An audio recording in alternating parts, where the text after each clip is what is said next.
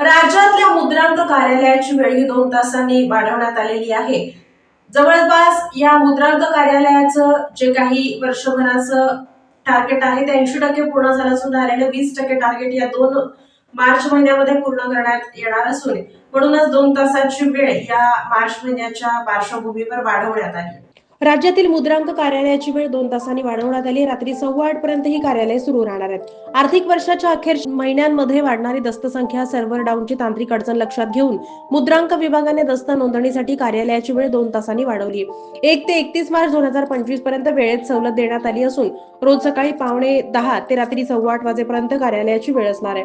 मात्र नागरिकांनी सायंकाळी 6 वाजेपर्यंत दस्त सादर करणं आवश्यक आहे. नव्या आर्थिक वर्षात शासनाची धोरणं बदलतात. दस्त नोंदणी, रेडी रेकनरचा दर कमी जास्त होतो. शिवाय वर्ष अखेर असल्यानं काही सोयी सवलती दिल्या जातात. नवीन वर्षात दस्त नोंदणीचे नियम, निकष, दर बदलण्याची शक्यता असल्यानं नागरिकांची 31 मार्च पूर्वी दस्त नोंदणी करण्याची घाई असते आणि या काळात दस्तही जास्त संख्येने येत असल्यानं सर्व्हरला अडचणी येऊन तो डाऊन होतो. त्यामुळे दस्त नोंदणीची प्रक्रिया हळूहळू होते. दिवसाला 50 पेक्षा जास्त अधिक दस्त येतात आणि 80% उद्दिष्ट या माध्यमातून पूर्ण होतं.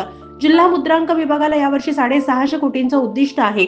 फेब्रुवारी अखेर 80% उद्दिष्ट पूर्ण झाले आणि उर्वरित 20% ते मार्च मध्ये पूर्ण करण्याचे विभागाचे प्रयत्न आहेत. त्यामुळे दस्त सादर करण्याची वेळ ही सायंकाळी